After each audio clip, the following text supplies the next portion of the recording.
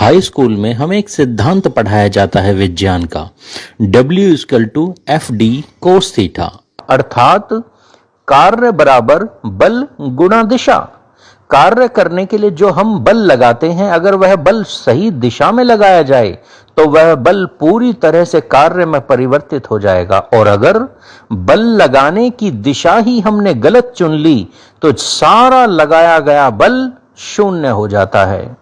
वही तो सनातन समाज के साथ हो रहा है। देखिए इन हिंदुओं को, ये रात रात भर जागकर, शक्ति लगाकर, पुरुषार्थ करके, धन खर्च करके धर्म की रक्षा के लिए ईश्वर को जगा रहे हैं, यानी गलत दिशा में लगाया गया बल और परिणाम शून्य, क्योंकि ईश्वर तो हर पल चेतन है, वह तो हर पल जागृत है।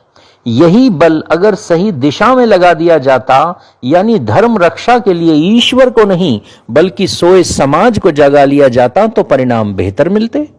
अब इन भाइयों को देखिए, 150 किलो की कांवड़ शिव पर चढ़ाकर शिव जी को प्रसन्न करके धर्म रक्षा का प्रयास कर रहे हैं, यानी फिर से गलत दिशा में लगाया गया बल।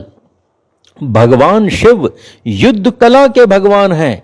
अगर हिंदू शिव की तरह युद्ध कला सीखे और अपने बच्चों को सिखाए, शिव की तरह अष्टांग योग का नित्य अभ्यास करके अपनी सोई चेतना का तीसरा नेत्र खोलने का प्रयास करे, तो बल लगाने की दिशा सही हो जाएगी। मित्रों देखिए, कोई एक हाथ उठाकर तो कोई एक पैर ऊपर उठाकर तपस्या कर रहा है। बाबाओं ने हमें मौला अली के भजन सिखा दिए, मजार पूजा सिखा दी, साईं बाबा अर्थात एक जिहादी चांद मियां की भक्ति सिखा दी। लाखों खर्च करके भी परिणाम वही, ढाक के 3 पात। जिहादी और शक्तिशाली होता जा रहा है, सनातन धर्मी और अधिक सेकुलर और अधिक अंधविश्वासी होता जा रहा है। कारण सिर्फ इतना है कि धर्म रक्षा के लिए हम सही दिशा नहीं ढूंढ पा रहे हैं। अर्जुन को कृष्ण का साथ तभी मिला जब अर्जुन ने सही दिशा में सोचना आरंभ किया। भाईचारे के मोहों से ग्रसित, कायरता व अंधविश्वासों में डूबे हिंदुओं की रक्षा तब तक कोई देवता भी नहीं करेगा जब तक हिंदू अपनी चेतना के स्तर को ऊपर उठाकर सही दिशा में पुरुषार्थ आरंभ नहीं करेगा।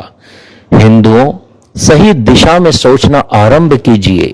आइए सोए समाज को जगाएं, ईश्वर को नहीं। ये समाज आज तक गांधी को महात्मा, गोडसे को गुंडा ही समझता रहा है। आइए समाज को सच बताएं।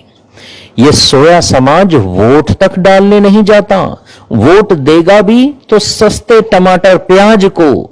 आइए अपने समाज के निर्णय लेने की क्षमता को बढ़ाएं, ईश्वर का वैज्ञानिक स्वरूप जानें और संसार को बताएं।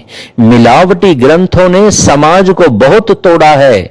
आइए मित्रों, विशुद्ध गीता, रामायण, महाभारत, विशुद्ध मनुस्मृति पढ़ें, अष्टांग योग का अभ्यास जीवन में आरंभ करें, अपनी चेतना के स्तर को, निर्णय लेने की क्षमता को कुछ ऊंचा उठाए। सही दिशा में बल लगाओ हिंदुओं, धर्म की जय हो, अधर्म का नाश हो।